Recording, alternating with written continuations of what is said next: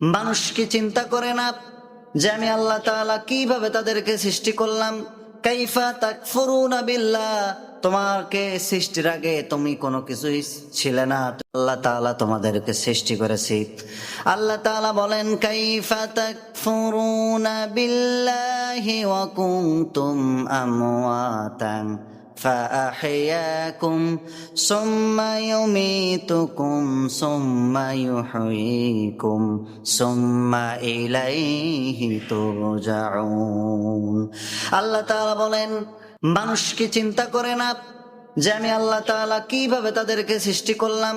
কাইফা তাকফুরুনা বিল্লাহ, তোমাকে সৃষ্টির আগে তুমি কোনো কিছুই ছিলে না, তুমি কি একবারও চিন্তা করো না তাকফুরুনা কিভাবে তোমাকে সৃষ্টি করলাম? কুনতুম আমওয়াতান, তোমরা ছিলে নিষ্প্রাণ, ফাআহইয়াকুম, আমি আল্লাহ রাব্বুল আলামিন তোমাদেরকে জীবন দান করলাম, সুম্মা ইউমিতুকুম, এরপরে আবার তোমাদের মৃত্যু দেব, সুম্মা ইউহয়িকুম, এরপরে আবার সমস্ত কিছুর হিসাব আমার দরবারে তোমাকে দাঁড় হয়ে দিতে হবে, সুম্মা ইলাইহি তুরজাউন, সমস্ত কিছু নিয়ে আমার দিকে তোমরা ব্যাক করবে।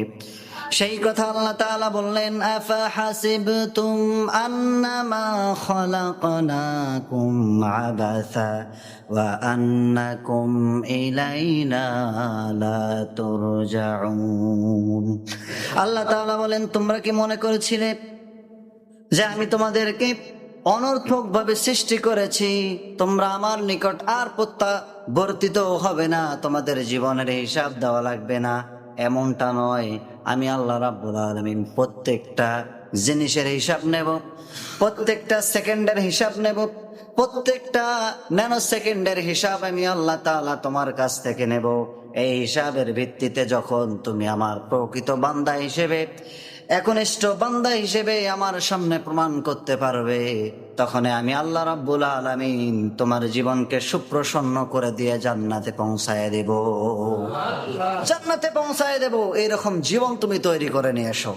আসলে আমাদের জান্নাতে যাওয়ার জন্য যে একটি কিতাব আল্লাহ তাআলা দিলে, সেই কিতাবের নাম আল কোরআন।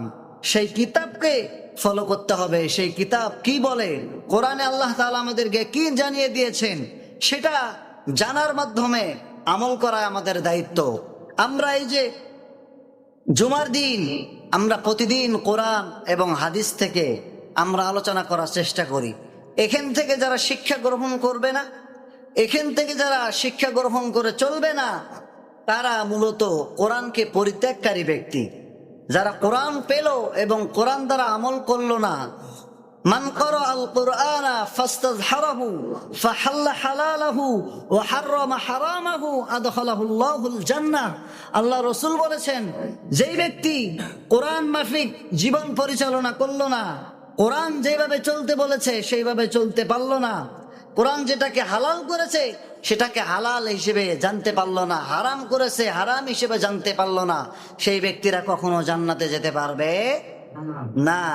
আর যারা কোরআনকে পরিত্যাগ না করে কোরআনের হালালকে হালাল হিসেবে মানবে, কোরআনের হারামকে হারাম হিসেবে মেনে তাদের জীবনকে পরিচালনা করবে, আল্লাহ রাসূল বলেন আদখালাহুল্লাহুল জান্নাহ, এই ব্যক্তিরা আল্লাহ তাআলা তাদেরকে জান্নাতে প্রবেশ করায় দিয়েছেন। জোরে বলি সুবহানাল্লাহ।